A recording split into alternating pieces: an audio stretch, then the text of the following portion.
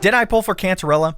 Absolutely. Not only does she play a key role in the story and lore of Renacita, but she's way better than I thought and a lot more versatile. So if you've been looking for a guide on Cantarella, I got you. Her strengths do include being a flexible sub-DPS support character. Number 2, she can provide healing through her enhanced basic and forte circuit attacks. Number 3, having any character with coordinated attacks is great for the off-field damage. And lastly, she has great future potential, not only because she's a support character, but the amount of damage that she can deal is pretty good too. For Cantarella's combat roles, she falls under support and healer, with having better concerto efficiency, higher basic attack damage, excels at coordinated attacks, and also amplifies havoc and resonance skill damage on outro. And here are all the materials you're going to need to get her up to max level. For what skills prioritize upgrading first on Cantarella, definitely her forte circuit and resonance liberation. After that, your resonance skill, then lastly, your normal attack and intro skill. And here are all the materials you're going to need to upgrade all of these skills. For Cantarella's best weapon options, we actually have a lot of great ones for her, but if you do want her signature, Whisper of Sirens, I think it's worth it. If you decide to not go for a signature, I think that's okay because we do have 3 other 5-star options. The first one being the Rhyme Drape Sprouts. Another rectifier would be the String Master. Your last 5-star option would be the standard Cosmic Ripples. If you don't have any of those 5-star rectifiers, don't worry, there are 2 4-star ones that I would highly recommend. For Cantarella's best echo sets, we actually have 3 options depending on what other characters you're using. If you're looking to buff your Havoc main DPS like Havoc Rover or Camellia, do 5-piece Midnight Veil with Lorelei as your 4-cost echo. For your general sub DPS set, do 5-piece Moonlit Clouds with the Impermanence Heron as your main 4-cost. And if you're looking to fully utilize her coordinated attacks, do 5-piece Empyrean Anthem with Hecate as your main 4-cost.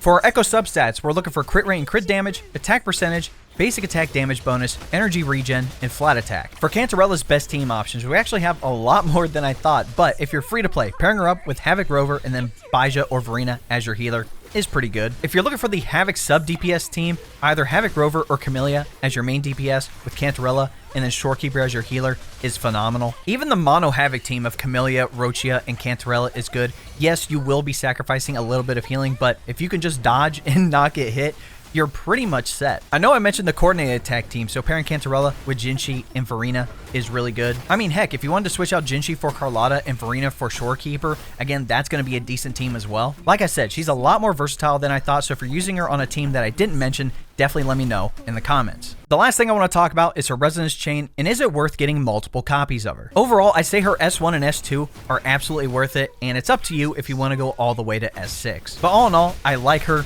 even more than I initially thought. I was going to pull for her regardless because I have Camellia, I have Havoc Rover maxed out, I like using those characters, but realizing that she works with such a variety of teams is really refreshing. Let me know in the comments how your pulls for Cantarella are going, and or if you're pulling for Camellia. She's easily one of the best DPS in the game.